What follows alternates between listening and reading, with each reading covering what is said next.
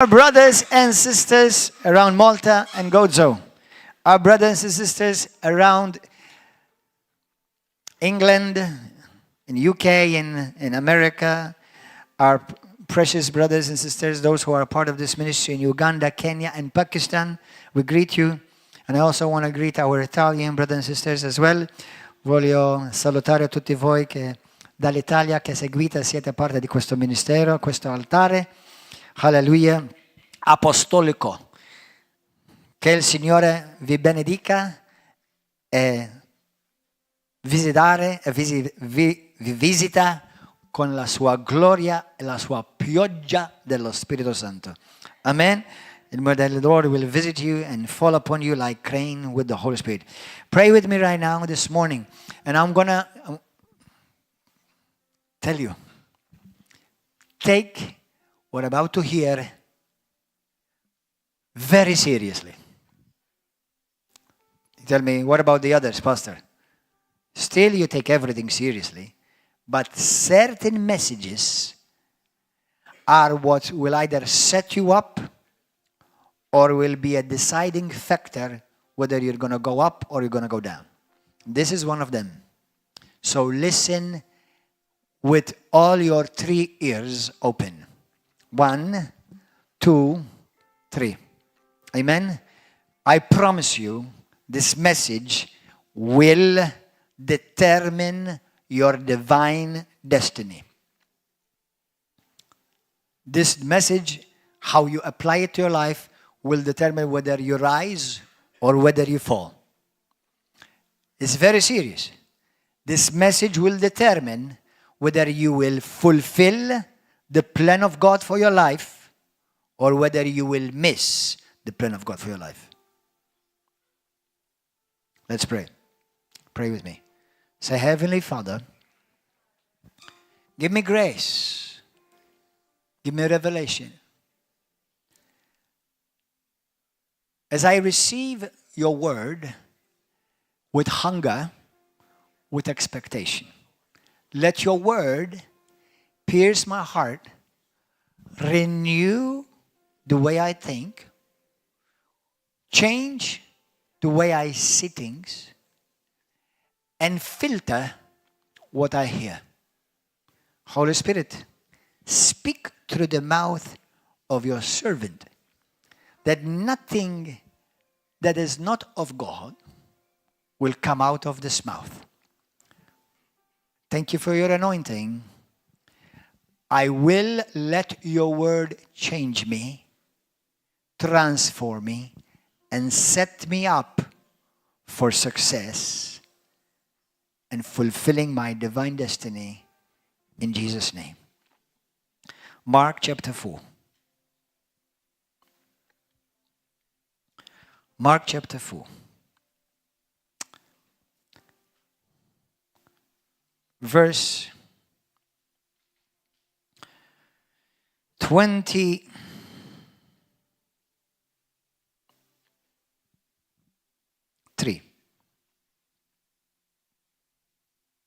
If anyone has ears to hear, let him hear. Jesus was saying to them, take heed or be careful what you hear. With the same measure you use, it will be measured to you. And to you who hear, and to you what you hear, more will be given. For whoever has, to him more will be given, depending on what you hear. But whoever does not have, even what he has will be taken away from him. In Luke 8, similar to that scripture, Luke 8:18, Jesus says, be careful how you hear. So one is what you hear, and the other one is how you hear. I don't know if any one of you have ever thought about this, But you and I are a product of what we've heard so far. Good and bad. In the book of Romans 10:17, Paul, by the Holy Spirit, says, faith comes by hearing, and hearing by the word of God. But obviously, faith comes if you hear and you choose to hear and give heed and listen carefully and intently the word of God. But if you don't hear the word of God, you hear the opposite, then other things will come. Fear, doubt, confusion, sickness, disease, demons, oppression, depression. Everything in your life is attached to what you have heard today and what you're going to continue to hear. So you have to become very selective. Everybody say selective. What you hear, how you hear, and whom you hear. Every one of you know this story, actually everyone in the world, even if they are not Christians. They know the story of Adam and Eve, how they fell. Do you know how they fell? Because they gave heed. They heard. First, they heard God, and everything was well. But second, then they heard something else, and they fell. Because what you hear is a seed, and once it's planted, its destiny is to bring a harvest. You cannot say, oh no, it's not going to affect me. Now let me assure you 1,000% it's going to affect you.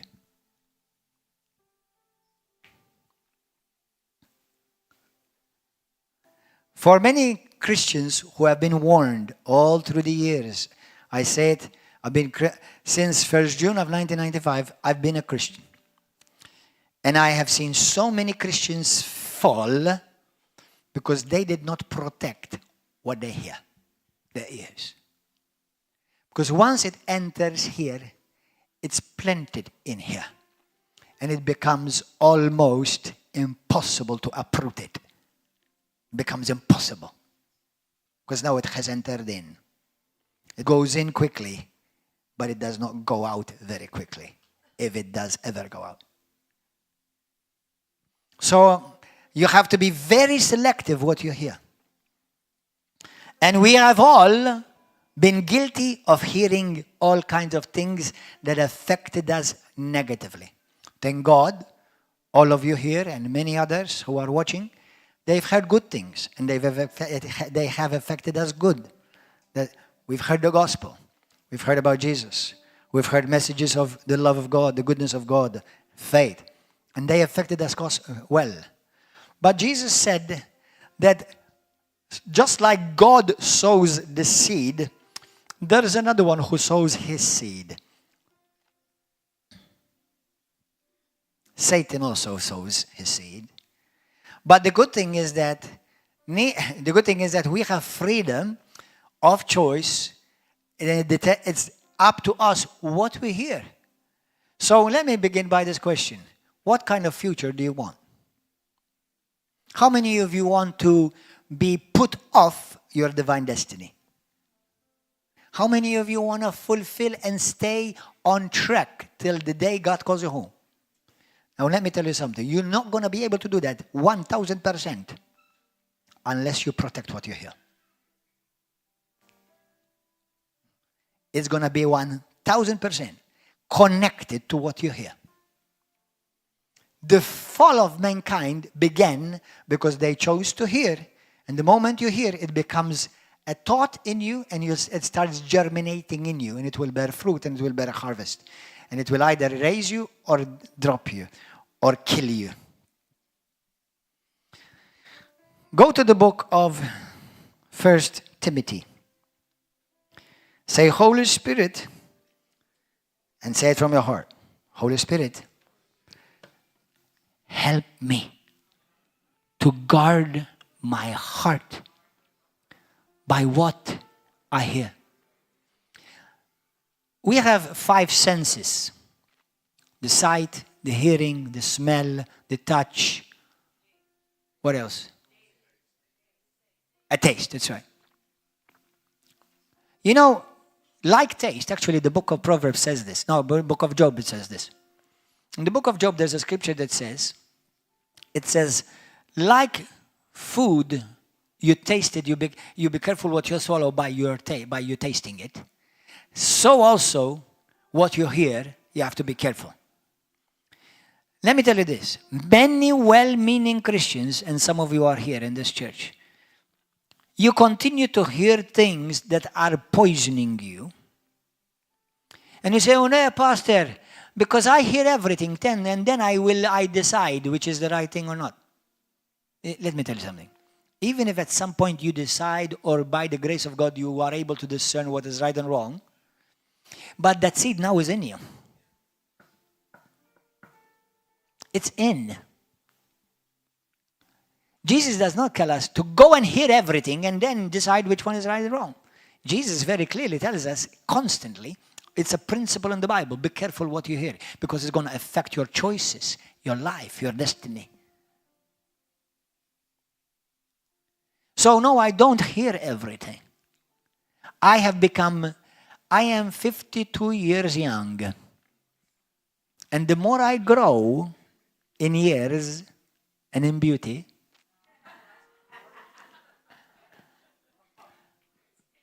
my children every day tell me, Daddy, you are so handsome. And I don't disagree. Amen. Listen. Every day, as I grow closer to eternity, and you are all growing closer to eternity, and don't think, well, Pastor, I'm still young. Let's say you're 30, 40. You're young if you're going to die at 90. But what about if you're going to die at 45? You're not young.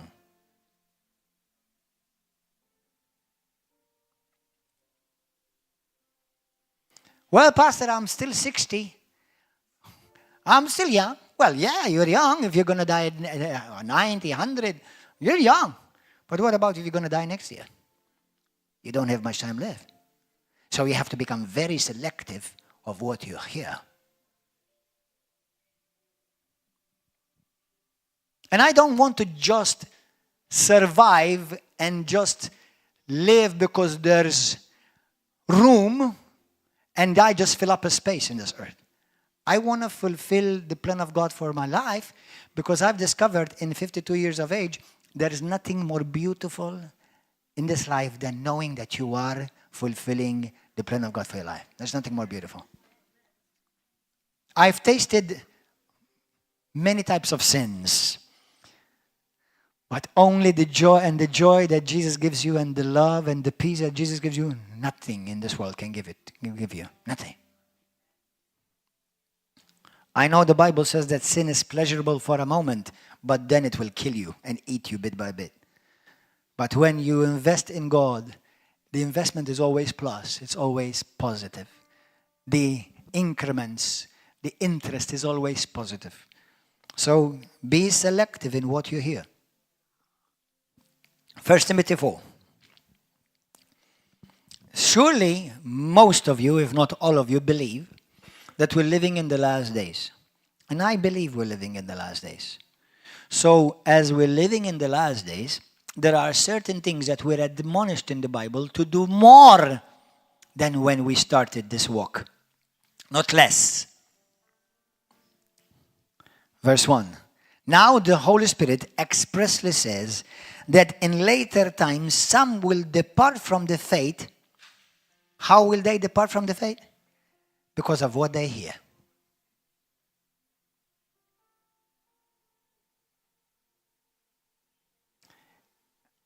Giving heed to deceiving spirits and doctrines or teachings of demons.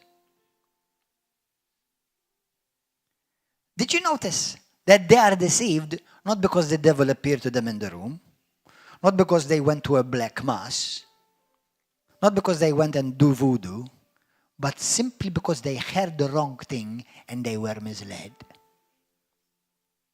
You see, you think it's no big deal. But let's imagine if I'm about to shoot, for example, a rocket between here and the moon. If I am off a few fractions, at the beginning it doesn't look like it's going to make a much difference. But as you travel into space, you'll never meet the moon. Because that little fraction at the beginning of off, it will lead you to completely being off and miss the target at the end. Protect what you hear.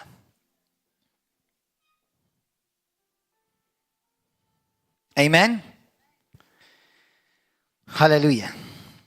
So, go to 1 Timothy 1.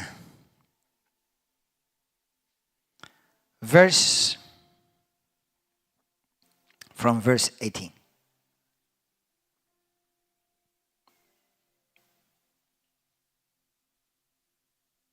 This charge I commit to you, son Timothy. This I charge you, sons and daughters of River of Love.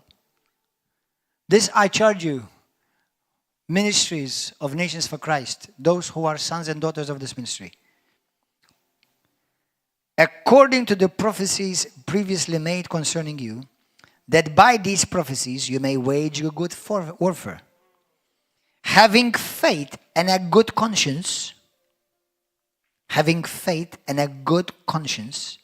which some have rejected. Concerning the faith, some have rejected concerning the faith and have suffered shipwreck. They began well, but by the end they were shipwrecked. Of whom are Hymenaeus and Alexander, Paul says as an apostle, whom I delivered to Satan, that they may learn not to blaspheme. Blaspheme to speak means to say something contrary to. Not to say like the Maltese, we say dawa like that. Go to 2 Timothy.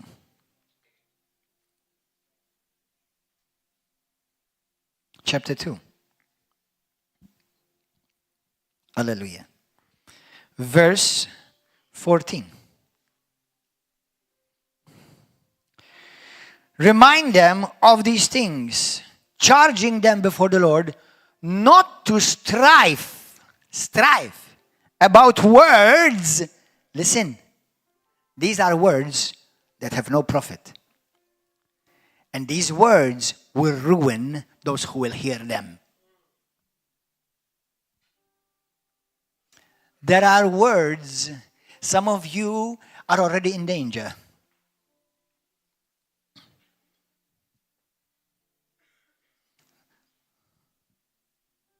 There are Christians whom God has used mightily. Today they're completely shipwrecked. Completely. There are Christians who've led many people to Christ, that they are no longer part of this church. And I'm not talking one or two, I'm talking about a lot. Do you know how they were shipwrecked? They were started listening to the wrong thing. You see, many people don't realize, but please, you learn it. Words are containers. They either contain God or contain Satan. They're either spiritual words that bring life or spiritual words that bring death. Listen to me again. Demons travel through sound. Spirits travel through words. Jesus, with one word, cast out the demons. One word, you can be cursed. Now, I'm not talking about Christians, because Christians can't be cursed. Are you understanding this? But you can hear the wrong thing and it will turbulate you. It will steal your peace. It will steal your peace of mind, your peace of heart. So these are words that brings ruin. And I'm going to give you some points for you to guard your heart from what you hear. There are certain preachers that I will never hear. Some of you do, some of you hear. And even though I've warned many, they still ignore my warning. And they are shipwrecked. I'm going to be very open today without mentioning names.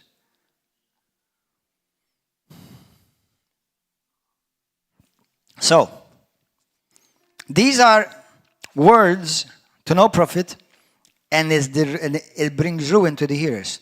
Be diligent to present yourself approved to God, a worker who does not need to be ashamed. Everybody say, rightly dividing the word of truth. If the Bible can be divided rightly, as it should, but also it can be divided wrongly. And unless you really, really, really know well the Bible, you will be deceived. Let me tell you something.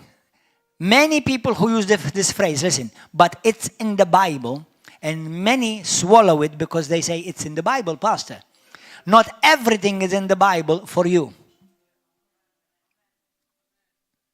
But isn't it in the Bible? Yeah. Even when the Bible says, and he went and hung for himself, that's not for you. Although many Christians still do it. For somebody to come and tell you, but it's in the Bible. Not everything in the Bible is for you and me. Number one, let me begin by the basic. We are not under the law of any kind. Zero. The Bible says go and read and study well. Colossians 2, Hebrews 8, Hebrews 9. The Bible says that the law has become nullified. It's void. We no longer are under not even one comma or one dot of the law. Not even one. Zero.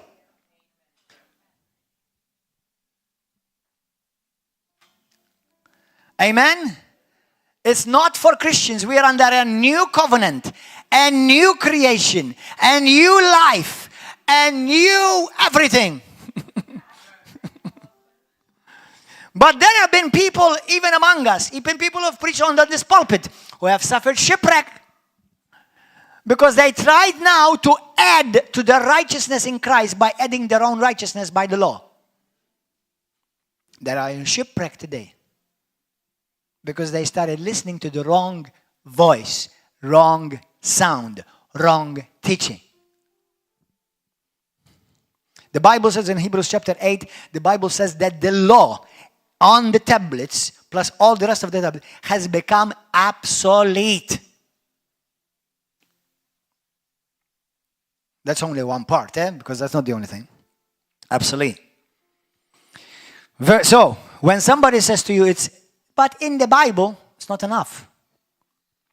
It has to be in Christ, under new covenant, and it has to be a doctrine for the new covenant believer. Not just a tradition some church practiced. Or custom. The Bible says custom. You have to discern whether God is saying something to Edwin or God is saying something to the church. Are you understanding this? Hallelujah. Praise God. So, because many people are misled by that phrase, but it's in the Bible. I don't obey everything in the Bible. Because not everything in the Bible is for you and me. Today I don't follow a rule or I follow a person. Actually, I live in him. I am in Christ. I'm not in a system. Jesus did not come to me to give me another system or another religion. He gave me himself so that I may be in him today. Do you understand? Hallelujah. Hallelujah. Any one of you here can add anything to what Jesus did for you. Then be careful. Because there are Christians who think that they can add something to their righteousness in Christ. And it becomes bondage. And it brings a burden. And it will suffocate you. And it will kill you. it will get you off track. And you will miss your divine destiny.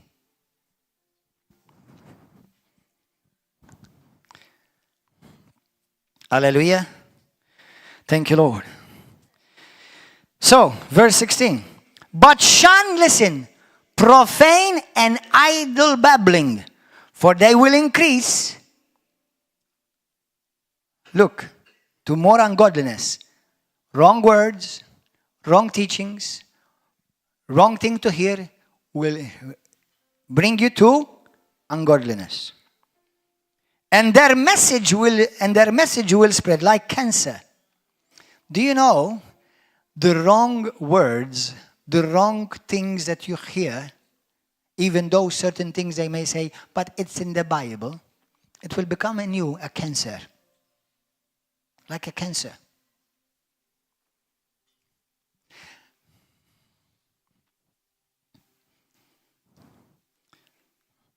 Hallelujah. I'm going to tell you how to discern. I'm going to give you many points how to discern right and wrong. And their message will spread like cancer. Hymenaeus and Philetus, who are of the sort, who have strayed concerning these are people who walked with the apostles. Let me tell you something. If people who walked with the apostles can miss it, you can miss it too. Saying that the resurrection has already passed.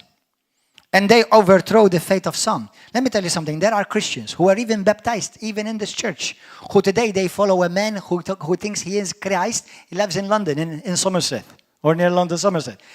He is not Christ. He's a false prophet. Christ Jesus, nobody will be doubting who he is, because he will come and split the clouds, and all the eyes of the earth will see him.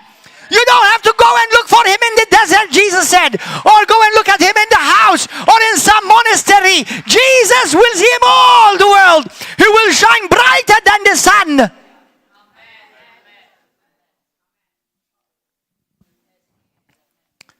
Dummies!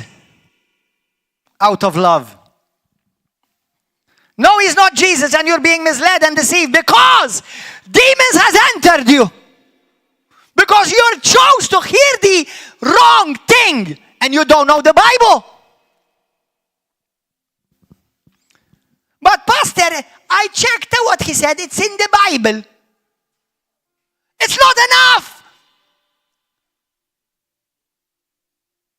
I mean, you have to be truly deceived to think that Jesus has already come in the earth. Let me break the news to you. There's another Jesus in Russia. There's another one in Brazil. There's another one in Mexico. There are a couple here at Mount Carmel in Malta. So I'm not sure which one is the right one. Which one is the right one? Don't you realize you're being deceived? And if this hurt you, may it cut you in Jesus' name.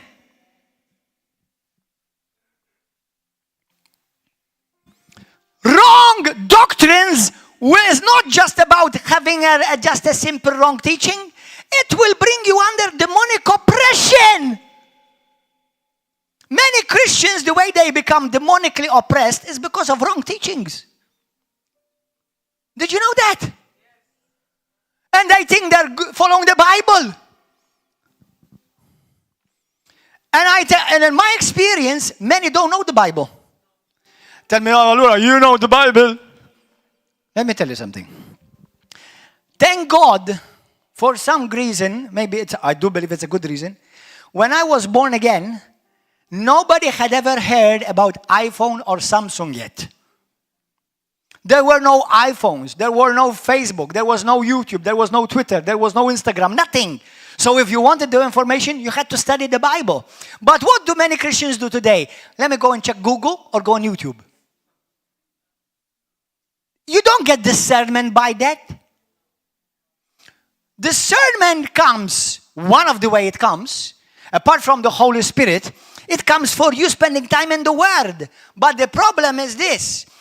The moment you hear a teaching, and then you start seeing that teaching, and you start seeing that teaching in the Bible, instead of starting the Bible in comparison to what you've heard. It's the opposite way. So that's why many people are confused today. Which is the truth, Pastor? I'm going to tell you how to find out where is the truth. there are Bible principles. Be careful, because it may be part of your family. It may be one of the leaders. Listen, we've had leaders that have fallen. Do you know that? We've had deacons that have fallen. We have had pastors who have fallen. And you will fall too, if you don't take heed seriously to what I'm saying to you today. You may be in the church building, but your mind, your heart is far away from here.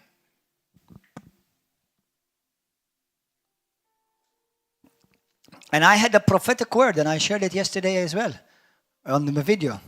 Go and hear it. It's a prophetic word for 2024. You will see many people fall, which is nothing new, but you will see even many who you never thought will fall, they will fall. The great have fallen. Not the small have fallen. The great have fallen. Be careful. Don't take it. Now, for those of you who are following on YouTube, you say, hey, he's talking about me. Maybe I am talking about you, but I'm not mentioning your name. So be humble, receive it, go and seek God, and stop watching hogwash preachers who have denied the Holy Spirit, the gifts of the Holy Spirit, the miraculous and the supernatural. And their ministry is based upon attacking men and women of God. Very nice. The accuser of the brethren, they should call their ministry. Good luck on the judgment day.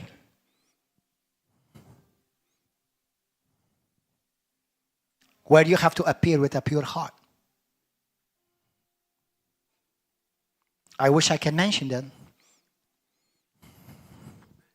But I won't. Otherwise, I will fall in their same trap. So, 2 Timothy. No, I don't hear everything. No, I don't. Especially if you're young in God, in Christ. Well, Pastor, when am I going to become old enough in Christ? When you really know Christ and you have a good, healthy understanding of your covenant in Christ, and your covenant in Christ renders you free and at liberty, not puts you more in bondage.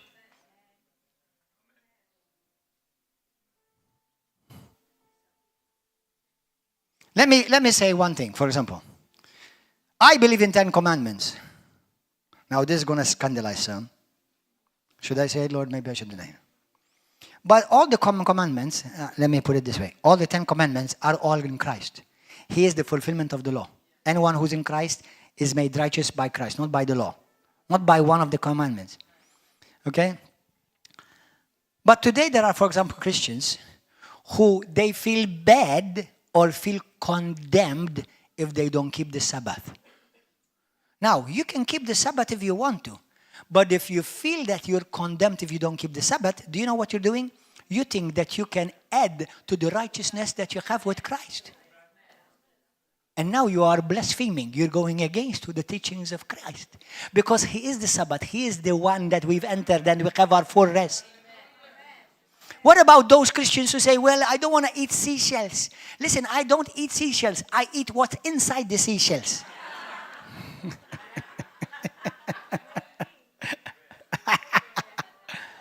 What about eating rabbit? I feel sorry for the pet rabbit. No. You don't have to eat seashells, rabbit. You don't have to eat octopus. You have none of that.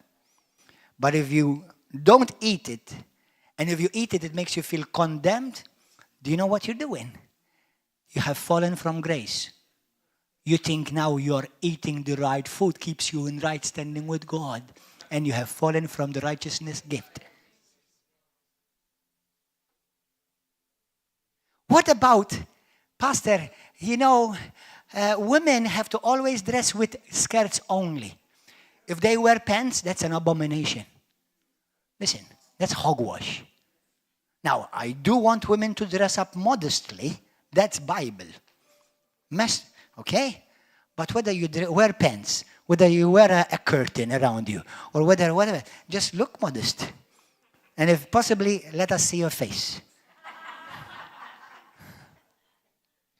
Otherwise, we'll think that you're a terrorist or something.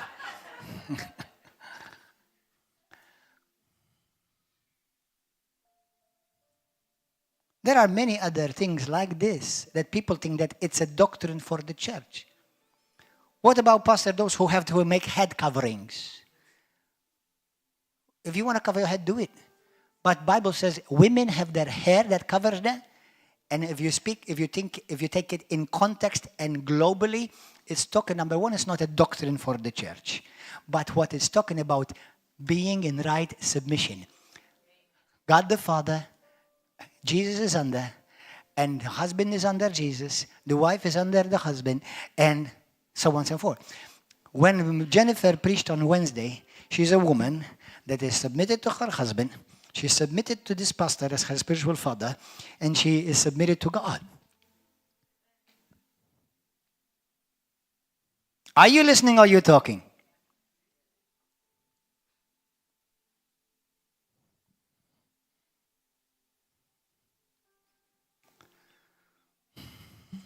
Okay.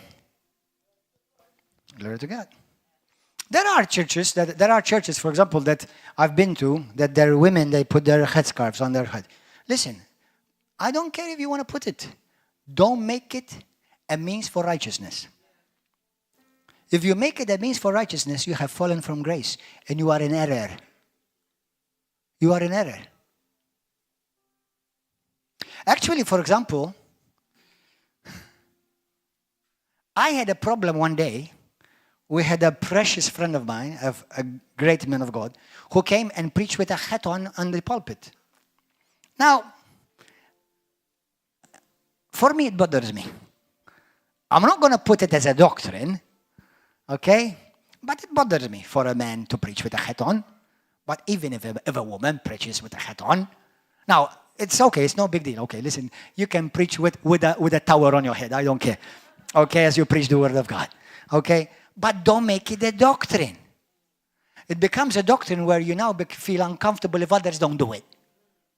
Hold on. Now you're making it a doctrine, and it's not a doctrine. It's a preference. Do you know there are some people, there are Christian circles in the world that they don't wear any colors. I will never be able to fit in that denomination. I'm a very colorful man. I have colors. They want to dress all black. Now, I love to wear black, but I love to wear blue. I love to wear red and white and yellow and green. Listen, the rainbow is me.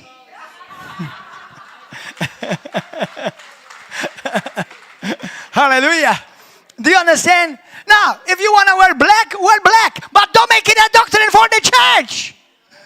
Do you understand? Because you have to keep the liberty which you have in Christ Jesus. Don't let anyone put you in bondage again. Hallelujah. Are you understanding or are you not understanding? Amen. Hallelujah. I understand Christians are weird. We have different styles and different tastes. It's okay, but keep it to yourself. Don't put it on the church. Don't put it a doctrine. Otherwise, you're about to get into error and it's going to cause a cancer in you. And you know what cancer needs to be done? Cut off. Otherwise, it will spread the whole body. And let me tell you something. Cancer will cut you off by yourself. And when you think you're always in the right and everybody's in the wrong, it's a big alarm.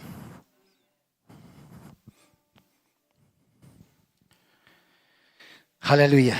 Thank you, Jesus. Remember in Mark chapter 5, from verse 36 to 37, there was a story of a centurion who had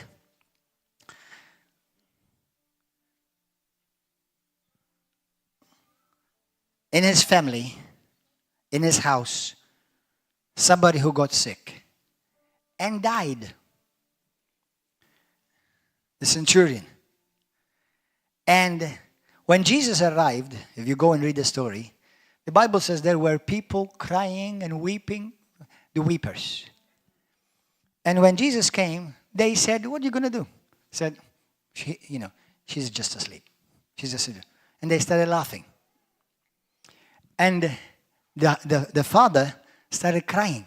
said, oh Lord. I said, listen, shh. Get everybody out. Your job, only believe. Jesus removed anyone who would contribute to doubt. Jesus needed, and I don't have time to teach on this alone today, an atmosphere of faith for miracles to happen. Now, if today I believe, tomorrow I doubt, tomorrow I'm questioning, and then I believe again, and then I doubt again. Do you know what the Bible says, which category you fit in? You cannot expect to receive anything from the Lord. James 1, go and read it. Jesus said because for the lack of faith, he could not do. But the pastor, I believe. The way you talk, the way your attitude does not show you believe. You just have a formula. Faith is consistent because faith is based upon the word that never changes. If you're not looking at purely, only, and completely, and finally only the word, you're not in faith. You are in feeling and you're looking at all the circumstances around you. Faith always, everybody say, always looks at the promise. Not a result, not the circumstances, not the feelings, not what people say, not what popular. Faith only looks at the promise. The moment you say, but, you get your butt out of the way and you start believing. Hallelujah. Now listen to this. For all of you who are serious about this, take these points and write them down. If you want to remain faithful till the end, remember, many will depart from the faith. If you don't want to depart from the faith, you better guard your ears watchfully and purposefully. Number one, what are you feeding on every day? 2, because this is what you hear reveals this about you. What you're feeding on every day, what direction is your life to take. What your direction is your life about to take. 3, what you're feeding upon every day is what kind of appetite you enjoy. There are people who hunger for junk food because that's what they hunger after every day, junk food. You need to change your diet if you want to live healthy. That's why you need to change your spiritual diet to live healthy. What kind of spirit you attract? Because words are carriers and they don't come empty. They come filled with something. And they come with a purpose, either to build or to destroy.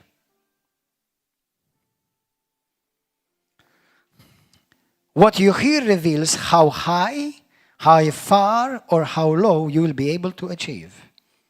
What you hear reveals what you will be harvesting one day, sooner or later in your life.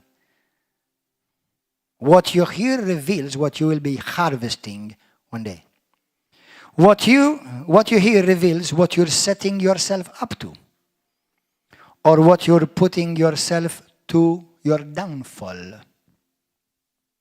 What you hear reveals your future harvest will be exactly like the seed you have sown.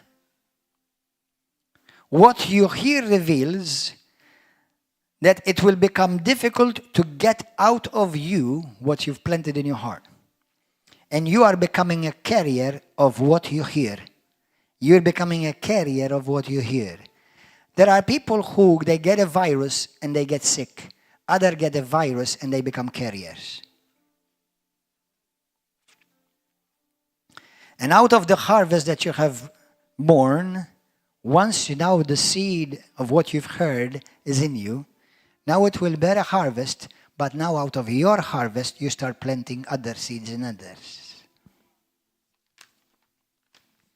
Jesus tells you, be careful what you hear, whom you listen to. For the moment what you hear, that's something, has now entered your heart, and it will now become like a seed on a mission to produce a harvest in your life. Watch carefully what preachers you listen to. Are you ready? Today, many are about to be exposed by the truth of the word. Not because I mentioned their names. So listen intently. This is going to make a lot of preachers on YouTube very nervous. Serious. Because they don't qualify. They don't deserve your hearing and your listening.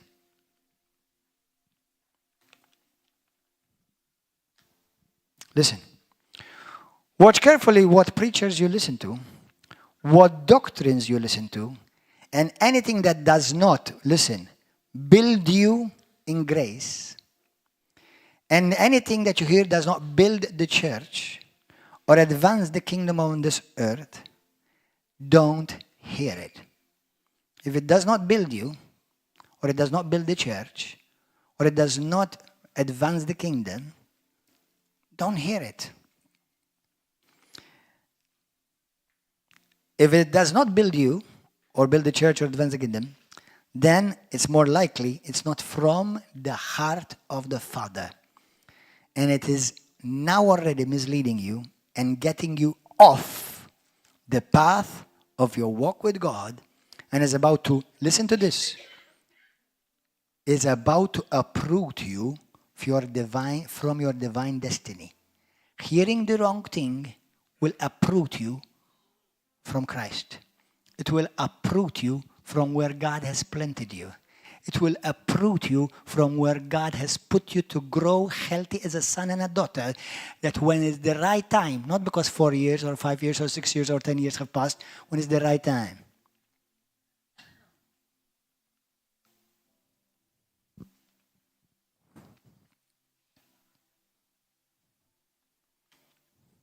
Question. This is questions you should ask yourself. Is what I'm hearing reflecting the heart of the Father? This week I heard a man saying that he was so turned off by Christians. And he said, I've met so many Christians that were condemning me, that when I look at Christians, when I see Jesus, they did not reflect Jesus. Why is it when I meet these Christians I feel bad, but when I hear Jesus I feel good? Why is it when I hear certain Christians I feel bad, down, destroyed, dirty, and then when I hear Jesus I feel loved, I feel encouraged, I feel I'm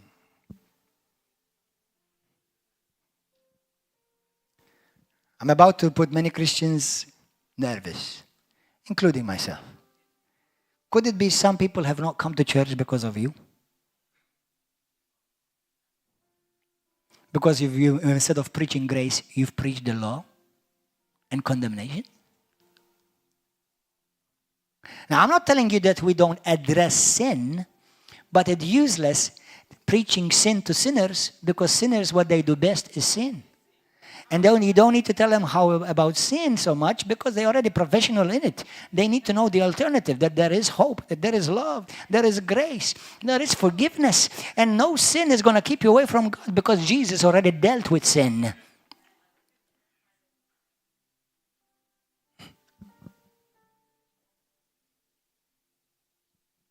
Now, some may say to me, and we've all done these mistakes, including myself, hey, but people still were saved. Now let me tell you something. I've learned in 30 years of Christianity that God is bigger than our mistakes. Aren't you glad? And God works through us, in spite of us, not because of us. Do you see the difference? Sometimes God uses my mess up and still uses it. Like somebody was preaching about the epistles are the apostles' wives. But at the end of the message, people still got saved. But how many of you know that the epistles are not the apostles' wives?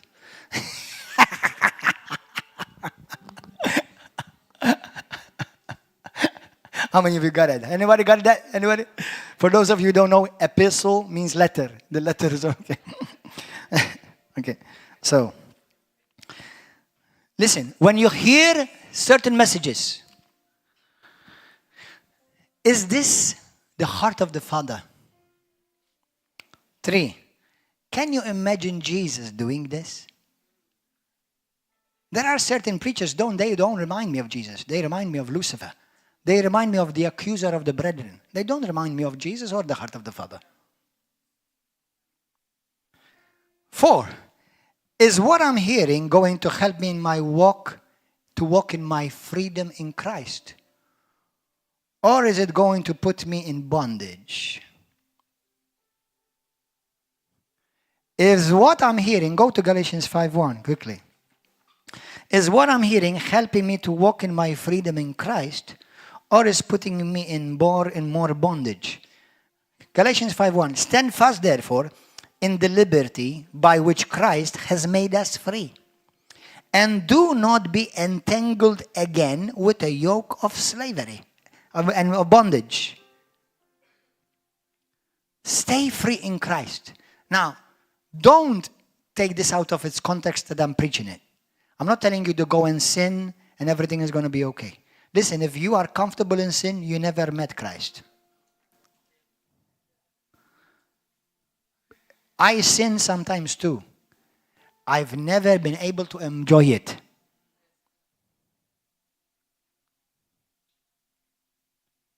Been 30 years in Christ. I tried sin and enjoy it. I've never tried sin, and sometimes along these 30 years I've enjoyed sin. It always tries to kill me and makes me feel bad and condemned and dirty. How many of you tried sin? Has it made you feel good about it? You see, but we're dummies, aren't we? We still do it again. We think we're going to be, oh yeah, because I need it. Oh yeah, I can't live without it. Oh yeah, I'm so hungry for it. Oh yeah, I need it so much, Pastor.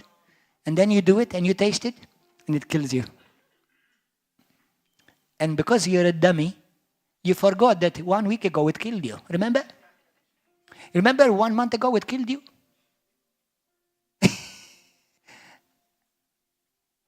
Now say, thank you, Lord, for your mercy.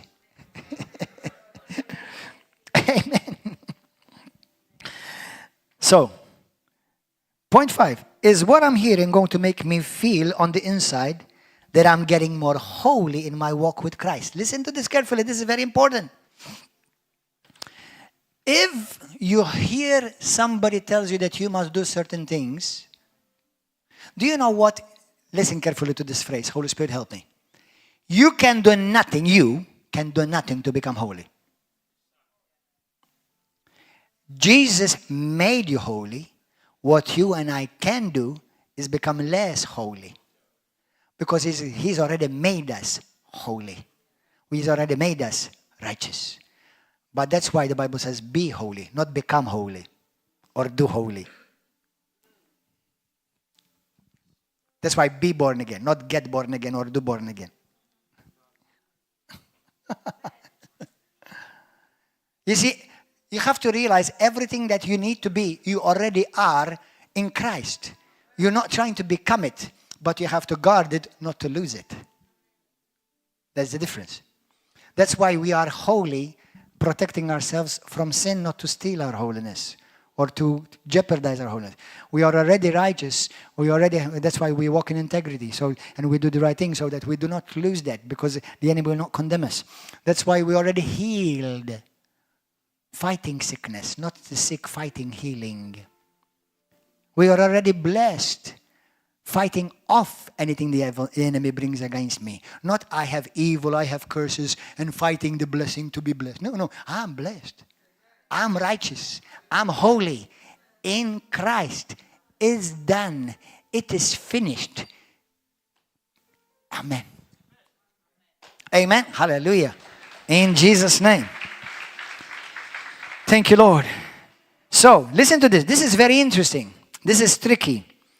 Is what I'm hearing or what I'm learning, somebody teaching, on the inside, is it rising something within me that if I do this thing, I feel more holy? Fasting is good. But if you fast so that you are more holy, it means nothing before God.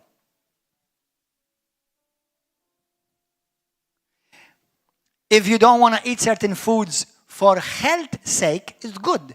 But if you don't eat them so you think that you can please God more, you're missing it. That's it. Because you and I have to get this powerful revelation. You and I can add nothing to the blood and the cross of Christ. Nothing. Nothing. That's why we are called to live free and remain free. You see, if I dress in a certain way and think that I'm more holy because I dress in a certain way. Indeed, I'm talking about dress up nicely and decently. If you think that you're making God more pleased because you wear a certain color or a certain style, or you put something on your head or you don't put something on your head. If you think that you can add to the cross, you can add to the blood, you can add to the righteousness in Christ, you are actually already don't realize you're walking in legalism. You are getting off. You're getting into error. Now, you can do all of things. You can fast. Don't eat seashells. Don't eat rabbit. You dress up in a certain way. You can do all of that. But you can never do anything to make God love you more because of what you do. You cannot attract the favor of God by what me and I can do. I'll say another thing because people, I'm sure they want me to say this. Tithing. I believe in tither and I am a tither. I am a giver by the grace of God because the heart of my Father, the nature of my Father is a giver. And if I'm His son, I carry His DNA, I'm a giver too. But I don't do it to try to achieve God's righteousness. I don't do it to be more holy. I do it today. Everything I do today is out of love. And if I don't do it, I'm loved the same. That's why I live in gratitude. That's why we're called to a life of thanksgiving and praise. That's the only sacrifice you and I are called to do today.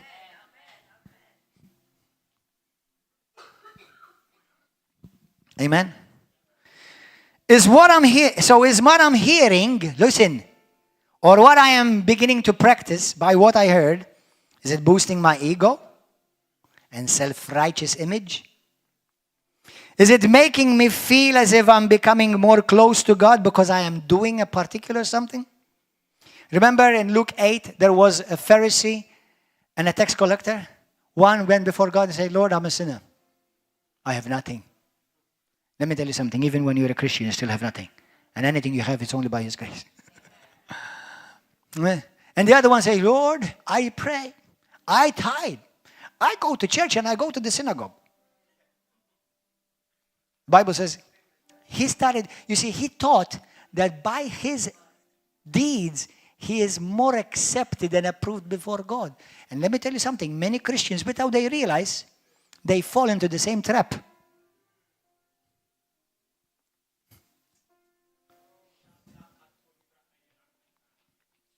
Amen? This is very serious and important principle. And many who do not take heed have suffered shipwreck in their faith. Hallelujah. Thank you, Lord. Listen to me, brothers and sisters. Come here. Listen carefully. Holy Spirit, speak to the church. Do not listen to just any. Listen, there are good preachers on social media. There are good teachers. But don't just randomly just listen to anybody. Especially in the days that we're living, you have to become very, very, very, very selective. Very selective. But what about if one of his messages or one of her messages or one of their messages is good, Pastor? I'm going to tell you how to monitor. I'm going to help you how to discern and protect your heart from the wrong hearing. Because everybody say with me, words carry spirits. Sounds in the realm of the spirit are incubated with spirits. Do not just listen to any preacher on social media, but check their background. Check their overall holistic doctrine. Check their overall doctrine. What about you're hearing somebody, for example, they have a good message about salvation, that you must be saved through Christ. Praise God, that's the truth. But then you find out, I've noticed this in many, that then they criticize being blessed. They criticize healing. They criticize speaking in tongues in the church. They criticize speaking in tongues in general. They attack men and women of God by names. How many of you like to continue to hear that message? Oh, but he had a good message about salvation. Let me tell you something. Holy Spirit, please help the church and help me. The person you get fed from, you receive and partake of his Spirit too. You're not just getting a teaching, you're also receiving impartation. And you think, well, but it's okay, the pastor didn't affect me. My beloved, precious daughter, Dami, is going to 100% affect you. I have 30 years of experience. People who started giving heed to certain things have suffered shipwrecked.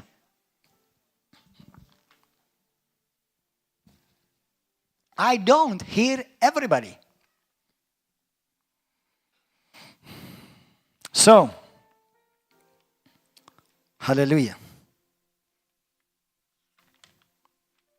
Now, what else do we check about what I hear?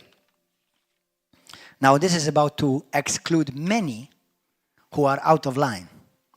Are you ready for this? Are you ready for this?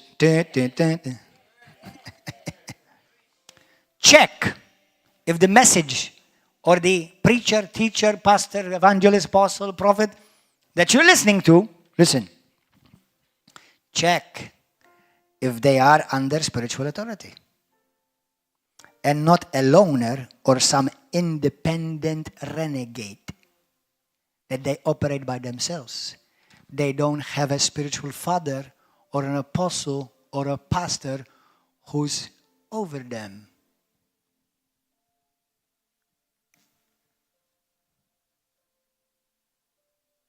Ooh, I didn't know that. In fact, many don't know that.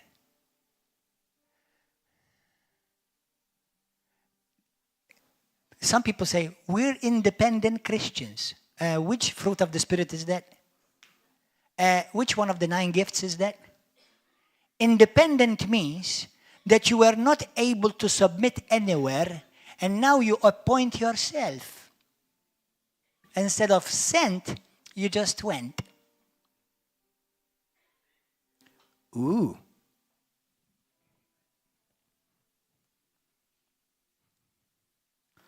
Check if they're under spiritual authority. Listen carefully, because you think you can be misled or deceived.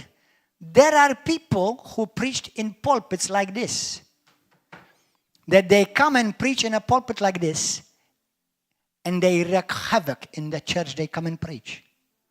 Because they bring a different type of leaven, and it will poison a whole church. In the book of Galatians 5, go there.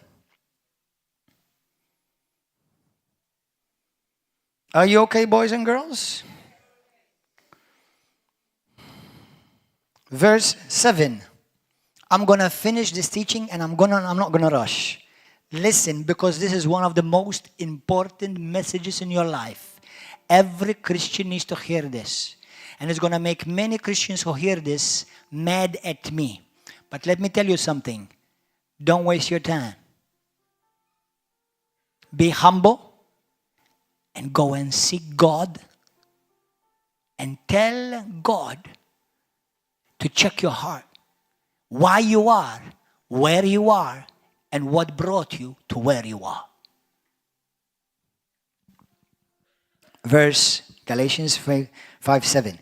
You ran well. This is Paul speaking to the Galatians, because don't you think these things are not new? These things are not today. They've been happening since the beginning of the church. You ran well, ya hasra. He didn't say that, I'm saying that. Who hindered you from obeying the truth? This persuasion does not come from him who calls you. A little leaven leavens the whole lump. What is leaven? What kind of leaven is he talking about? That means a certain type of teaching has affected the whole church. What's happening with you? Now, in Jesus' name, it's not happening to the River of Love. But that's why I'm teaching it, so that it won't happen. I will spare you. Verse 7, let me see in the TPT. Before you were led astray, you were so faithful. Who has deceived you so that you have turned from what is right?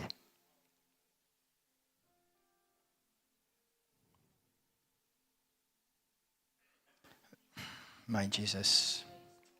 Verse 6, when you are joined to the Anointed One, circumcision and religious obligations can benefit nothing. All that matters now is living in the faith that works and expresses itself through love. Verse 8, the one who enfolded you into his grace is not behind this false teaching that you've embraced. That's why, let me tell you something. If it does not build you in grace, it's not of God. We preach the gospel of grace, not the gospel of the law or the gospel of condemnation. That does not mean you can do what you want. Grace does not give you the license to do what you want. Grace gives you the power and the strength to do what he wants. But if you mess up, nobody is going to come and cut your head off. If you mess up, there is grace to restore you back.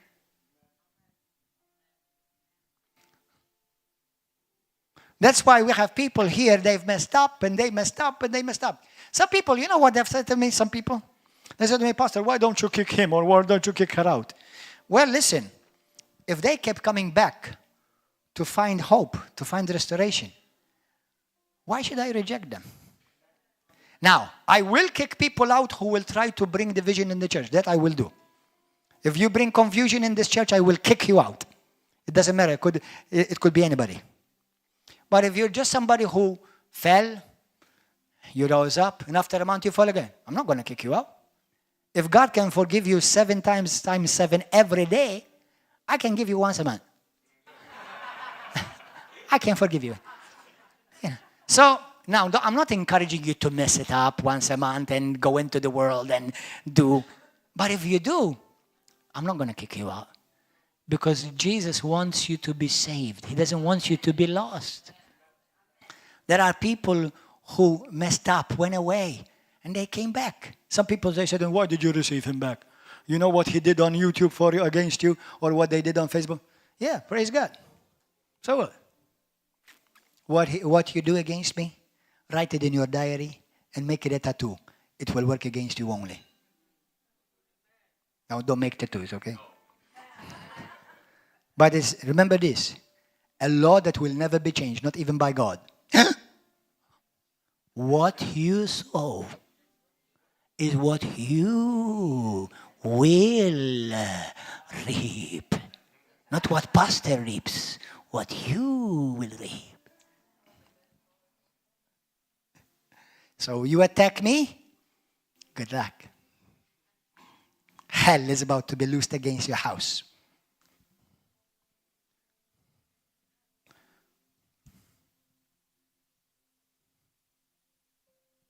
You attack nobody. Because every person is redeemed by the precious blood of Jesus. Now, as an apostle, as a pastor, I have to address certain issues so that those who have ears, at least in R1, to hear, they will hear. And then you will have no excuse before God.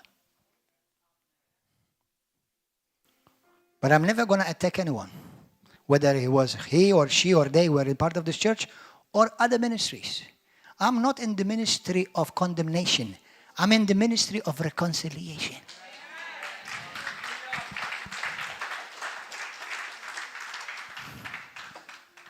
And even people who've messed up and did harm, if they come back with a humble heart,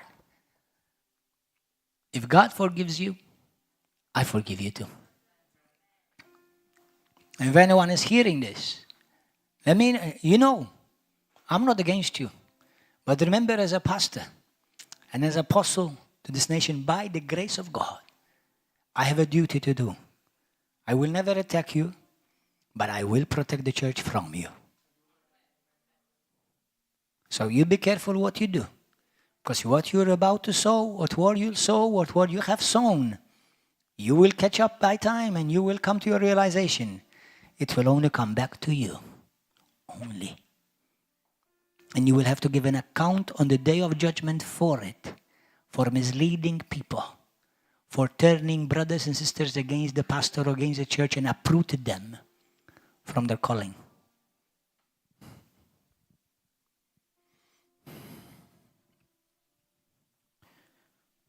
So, check if they're under spiritual authority. Everyone in the Bible who preaches the gospel were sent, did not just went.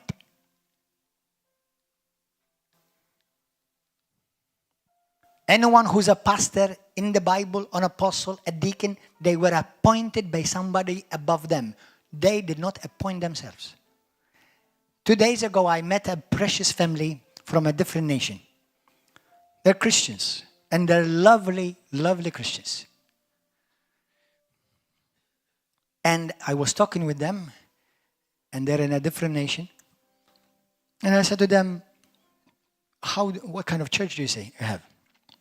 They said it's a Pentecostal church. Good, praise God. Pentecostal means they believe in the power of the Holy Spirit and the gifts of the Spirit. And I said, do you have a pastor? He said, we don't have a pastor.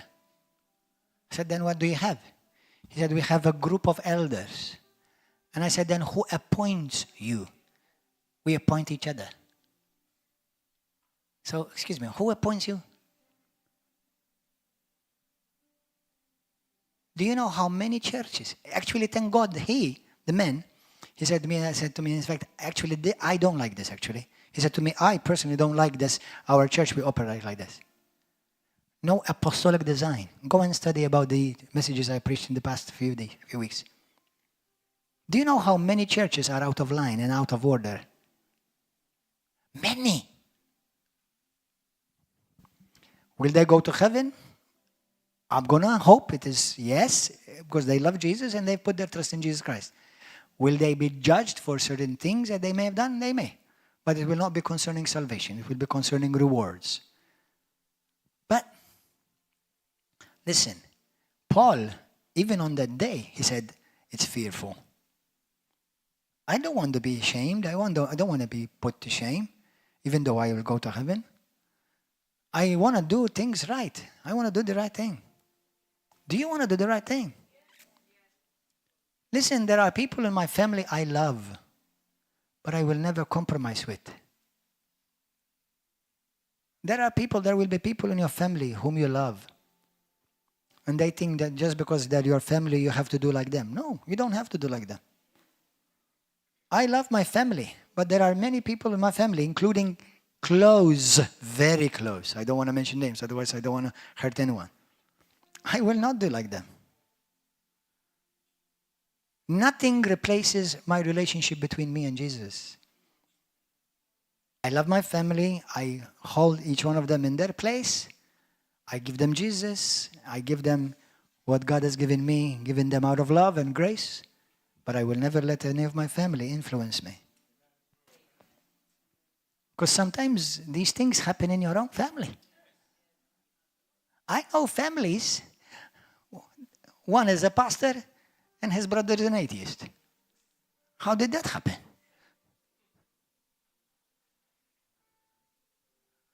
Amen. In Malta, one is a praise and worship leader, the other one is a leader of the LGBTI movement in Malta. How did that happen?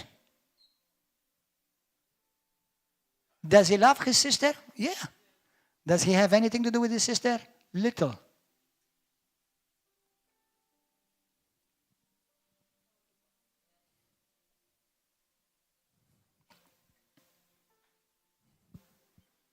These are realities.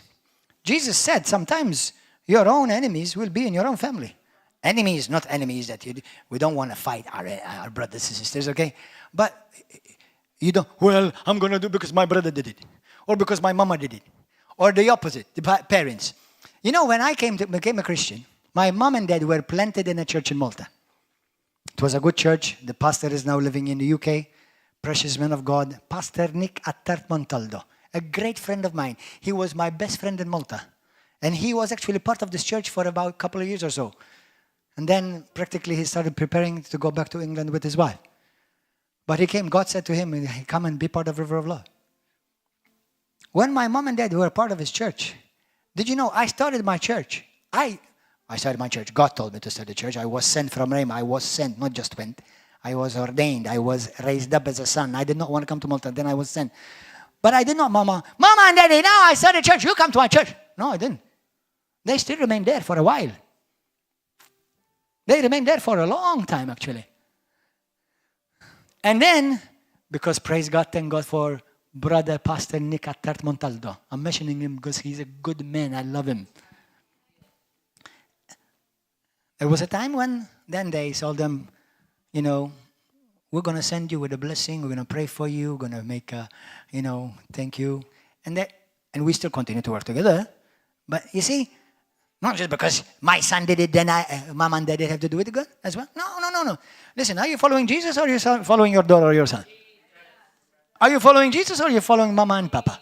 Now, you, as far as natural things are concerned, you love and you respect your mama. Amen? I met somebody else today, in this week in hospital. I say, Holy Spirit, teach me. And use this dummy. It's okay. I don't mind if I'm called a dummy. I don't mind. Hallelujah. I met a guy. He came. He was part of this church. His daughter uprooted him, his wife, and his sister, and his brother, out of this church. She uprooted them. Then they went to another church. They left from that church. Then they went to another church. Then they left that church. I met him in hospital. I said, what are you doing? He said, we're just reading our Bible together at home. I said, then you are the pastor and you have a congregation? And he started laughing. I said, listen, it sounds funny, but you're so much out of line and in rebellion, don't know it. Because you see, they're not led, they're not obeying the word or the Holy Spirit. It's because the other goes, then we go with the other. And they don't know that the daughter is a big Jezebel filled with demons. Well, I'm not mentioning names. I've met a lot of people in hospital.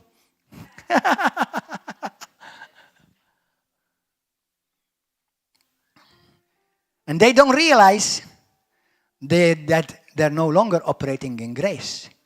They're operating in witchcraft, rebellion. Wrong teaching, wrong hearing will become a harvest, and it will uproot you. It will become a cancer in you, and it will lead you to more ungodliness, and it will abort your divine destiny.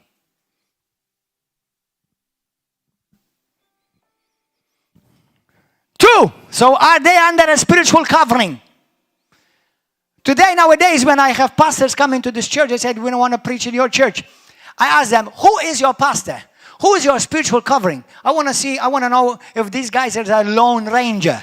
And if you're a lone ranger, why are you a lone ranger? Who is your spiritual father? You see, unless you're a bastard, then you must be a son. And I don't want bastards to preach on this pulpit. I want somebody who knows what it means to be a son growing in your father's home, and then one day you became a father, if that's your calling. Because not everybody is called to be a father, a pastor, or an apostle, or whatever. Does he have a spiritual apostolic authority over him or her? Does he or she have a spiritual father who can speak into their life? So if they mess up, they get corrected, instructed, and if necessary, rebuked by their spiritual father. Rebuked. You see, if your father corrects you, rebukes you, it's to love, because he wants to restore you, to keep you, help you stay on track. If you have nobody to speak into your life, you are a poor soul. You'll be so easily misled and you won't know it. 3, is he somebody that was ordained, sent, or just went? Biblically, through being ordained, appointed, and released. Or somebody who just left out of disobedience, released, or rebelled, or he was or she was kicked out of church. Do you want to listen to people who've been kicked out of church? Do you want to listen to these people? Then be careful. But pastor, you know, they have such a wonderful message. They are a sweet smile. They're so friendly. Well, do you know that they've been cut off? Do you know that they were kicked out? Do you know that they rebelled? Oh, pastor, I went to a church. You know, they have a beautiful song. Oh, they have beautiful singing. And I love the building, beautiful building. Do you know that so-called pastor appointed himself? Nobody appointed him because he actually rebelled against the pastor he was under, and then he started his own group. Who appointed him? You see, we say we believe the Bible. This is Bible.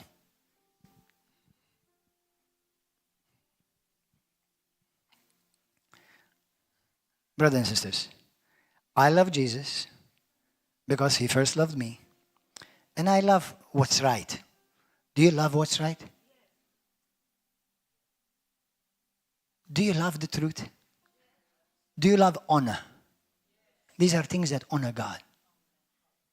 Do you love integrity? These are things that are integral. And they're not common. The church of God all over the world. Some of you know.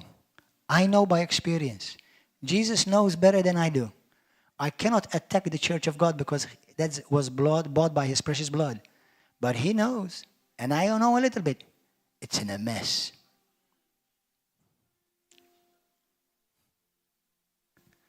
So, because I feel, by the grace of God, to the glory of Jesus, since God has given me this platform, it's my duty to bring correction, instruction for those who have at least 1 ear who will hear it.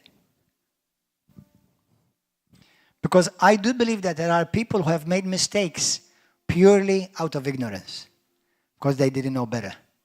But for all who have heard this message now, you know better.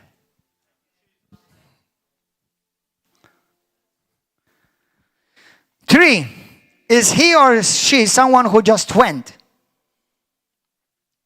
4, check if they have any spiritual accountability over him or her, like the one we said before. Or does he or she or they operate alone? Do you know there are churches in Malta, in Gozo, all over the world? They operate by themselves. They will have fellowship with nobody, nothing, zero. Now, I realize you cannot fellowship with every church, you cannot go to every conference, and you cannot go to every Christian gathering. That I realize. But how come we never see you anywhere? We never see you in a march for Jesus, in a prayer for Malta, nothing. It becomes almost like a cult.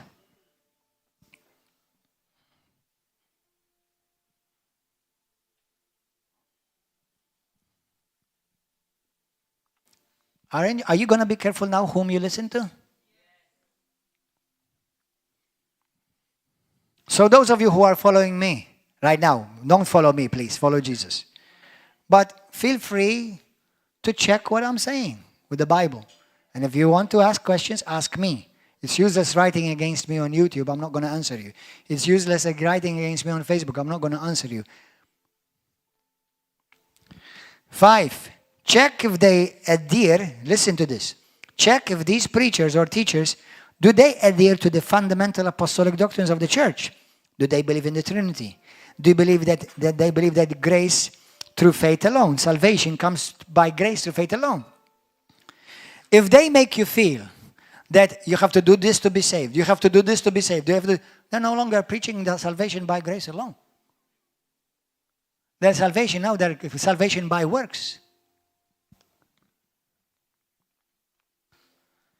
I've heard Christian preachers. Now, I do believe in repentance. Listen to me carefully. I do believe that we must repent. But the repentance means a change of mind. Huh? Repentance is not like I have to confess every sin I've ever done in my life. That's not repentance. And there are preachers who preach like that. You must confess your sin. You must repent from your sin. And all they do is just repentance. And all they do is just put condemnation on the Christian who is a child of God already. But then you find out, this person is against the gifts of the Holy Spirit. He says that these things are not of God or not for today. Oh, these people, this man, he's preaching repentance, but here on this video, he's attacking Pastor so and Pastor so, Apostle so. Okay, this one is out. Amen. Let me tell you something. Every time you come to this church, you are hearing a message of repentance. Did you know that? Do you? Are we really, Pastor? Yeah. Every time you hear the word, then it's helping you to change the way you think. You're receiving metanoia, change of your mind, change of the way you think. I don't have to say repent, repent, repent, repent. My Lord, have mercy. Do you know what it means, repent?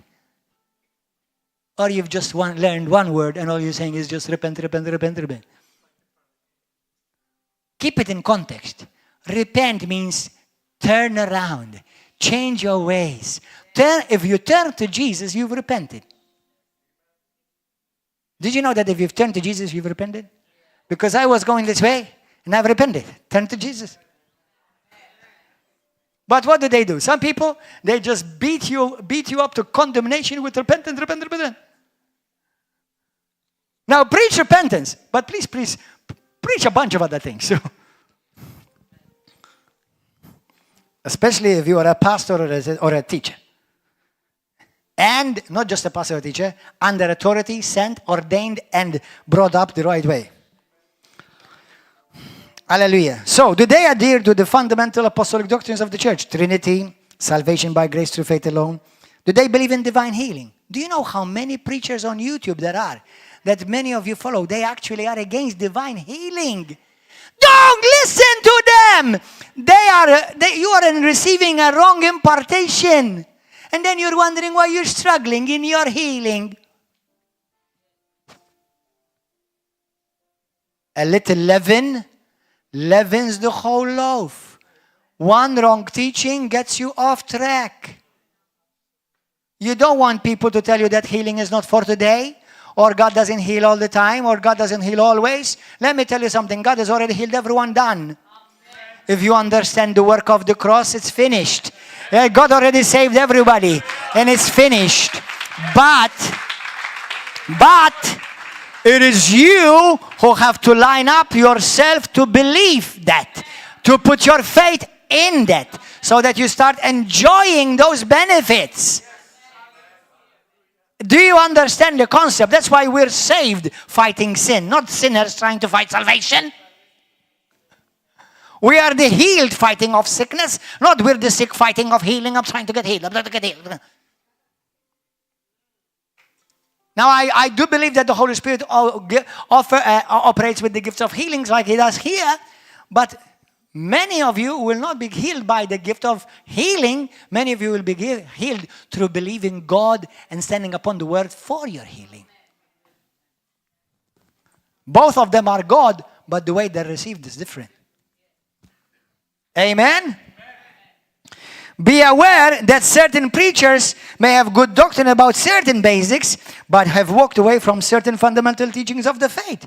And now they even deny the power of God. Do you know the Bible says that there are those who have denied the power of God? And 2 Timothy chapter 3 verse 4-5 it says, from such deeds walk away, have nothing to do with them.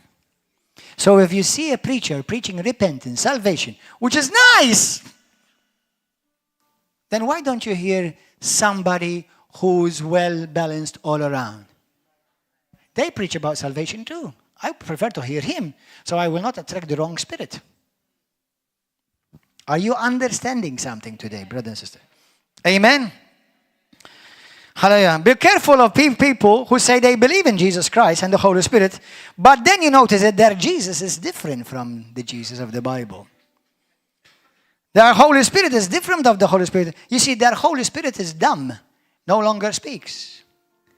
Jesus no longer heals. Jesus no longer delivers from demons. Oh, yeah, you said you believe in Jesus, but now you're preaching a different Jesus. So not just because somebody say, I believe in Jesus, we believe in Jesus and we believe in the Holy Spirit. How come you never mention Him and you never see Him operate? Do you understand? I know it's long preaching today. Sorry about it, but I'm not sorry about it. Amen. I'm not going to cut this in two. It's going to be one. You cut it in two at home. Hallelujah. You watch the first part. You have a break, have a Kit Kat, and then continue the second one. Amen. Hallelujah. Thank you, Jesus. There are Christians. Listen to me. Listen to me. I will tell you later offline because I don't want to hurt the heart of the Father because everyone is precious to God. Listen to this. There are Christians, some of you listen to, they are cessationists. Do you know what cessationist means? Cease. They come from the word cease. Says Asian, cease Asian, which means they believe that the gifts of the Holy Spirit, miracles, healings, deliverance, the office of the apostle, the office of the prophet have passed. There's not even one tiny scripture in the Bible that says that. Jesus Christ is the same yesterday, today, and forever. You should be talking about receiving and experiencing the same Jesus the way he sees and is manifest in the Bible. If it's different, then you have a different Jesus. And Paul warns you have received a different Jesus in 2 Corinthians chapter 13. Are you understanding? Amen. Hallelujah. Thank you, Holy Spirit. So, have nothing, absolutely nothing, with so-called ministers or self-appointed ministers as well who make a ministry continue attacking ministers of the gospel by name. Listen to me. Let me share this. Some of you out here, if this message falls upon you, it's the grace of God that this message is coming to you. You who constantly attack men and women of God. Number one, you cannot do that in the sight of God because you're not above them. You see, Paul, the only reason why he mentioned certain names, because they were his own children, they were his own people that he raised up in his own church. He had every legal, heavenly, fatherly right and authority to judge them. I cannot walk into somebody of your, for example, in your house, Jesmont and Silvana, and I start judging your children. By what authority? Like now, neither one of you is going to come and walk into my house and judging my children. No. It's all in the Bible. It's always the father that disciplines the sons. Paul was disciplining his own sons. It's not like, we are discernment ministries. You are critical ministries. You criticize everything you don't agree with. When you don't even realize how poisoned you are. No wonder you are crippled. You understand?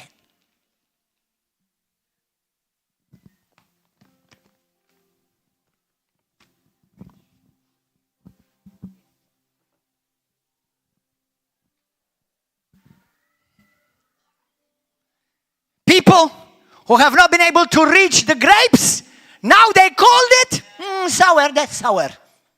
Of course, because I was not able to reach it. Why don't you humble yourself?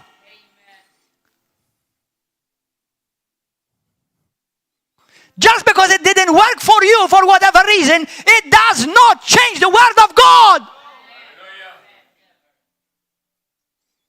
You'll be surprised. May the Holy Spirit help you and help us all.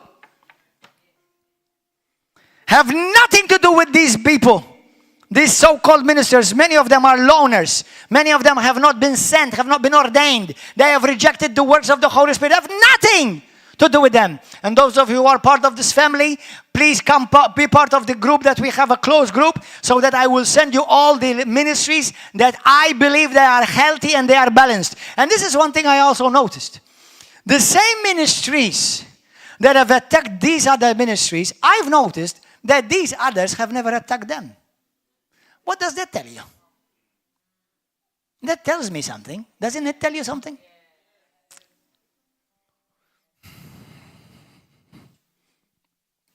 Is that what Jesus said? Go and attack your brother and sister? Try to expose him because you took something he or she said out of context and you made a ministry. You try to build a ministry by destroying other people's ministries. Nice! You are full of the devil. May you come to River of Love so we'll get you free from those demons that are haunting you. Hallelujah. Be very careful. You're not going to be on a favorable position in the sight of God on the day of judgment when you do this. Fear God, brothers and sisters. Every one of those men and women of God that you are attacking, they have been bought by the blood of Jesus. Amen. Hallelujah. If you're going to excel As a Christian, this is what you excel in. Look, excel in the love of the Father. Excel in building up the church, in hope, in faith, and love. And above all, love. Amen. Hallelujah. 1 Corinthians chapter 8, verse 1. Look, and we're going to finish with this part. Come on, pianist. 1 Corinthians 8. Did you enjoy this? I don't know how long I've preached, but give praise to God. Today you got a double for your trouble. Amen. Hallelujah. Read it. Let's all stand. 1 Corinthians 8. Hallelujah. Verse 1. We know that we all have knowledge. Listen. Knowledge by itself puffs up, but love edifies and builds up. If anyone thinks that he is bravo or brava or knowledgeable, if anyone thinks that he knows anything, yet as he ought to know, Manchè, exactly. You see, I've been 30 years in Christ, and the more I discover God's heart, the more I realize I know nothing yet.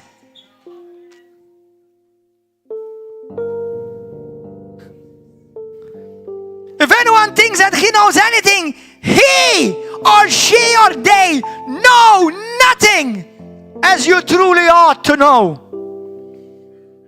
If anyone loves God, this one is known by God.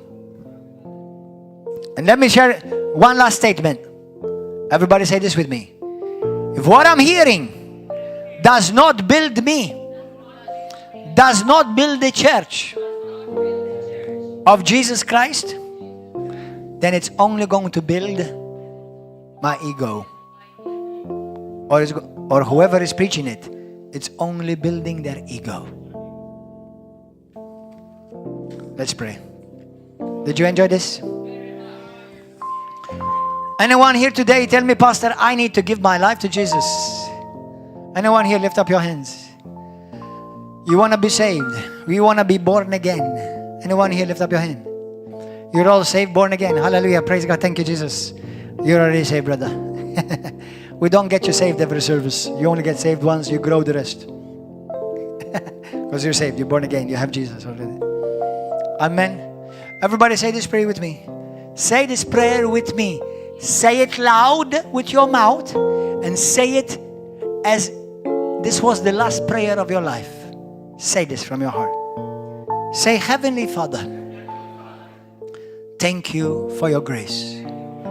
Thank you for your love. Thank you for your mercy. I thank you, Father, that you build me, not destroy me. Thank you for your goodness. Thank you for your Son, Jesus. I love you, Lord. I worship you and I magnify you. Jesus, I really, really need you. Without you, I'm absolutely nothing. Come into my life. Save me. Forgive me of all my sins. Wash me clean by your precious blood. And fill me, Lord, with your Holy Spirit. Today, Lord, I declare I belong to Jesus. Satan, I renounce you. I renounce every demonic assignment. I renounce every demonic spirit. I renounce and break from my life every form of witchcraft done against my life, any form of condemnation, manipulation, guilt, shame. I break them from my life. I am a child of God. I am loved by my Father. I am loved by my Savior. And my life is in your hand, Lord. Today I ask you, quicken in me this word that I just heard. May it become alive in me every day. Help me to protect my ears from what I hear, so that I may protect my heart, so that I will not be misled and I will not suffer shipwreck. Father, give me discernment and wisdom to be careful what you hear, who I hear. In Jesus' name, I praise you and I magnify you. Today, I decree that my ears are sealed by the blood of Jesus and by the Holy Spirit. My mind is covered by the blood of Jesus. My heart sanctified, purified, not by anything I have done, but only by the finished work of the cross. My Savior, use me not to destroy people, not to destroy Christians, not to bring condemnation, but to bring restoration and reconciliation. Grant us all a heart after you and a heart of repentance. In the mighty and glorious name of Jesus of Nazareth. To you be the glory, to you be the honor, forever and ever. Amen and amen. Give him a wonderful hallelujah! Hallelujah! Thank you, Jesus! Glory, glory, glory, glory, glory, glory! God bless you guys. Please like and please, if you love Jesus, if you love the church, share this message. Share it on your Facebook, on your WhatsApp, on your media, social media. Share it. As you know, I attacked nobody. I just spoke about certain principles that will help any serious Christians to remain on track and to keep his heart pure before God. God bless you. See you next week. Come. We'll see you here at River of Love. Wednesday, Saturday, 7 p.m. Sunday morning at 10 a.m. God bless you. See you. Hallelujah.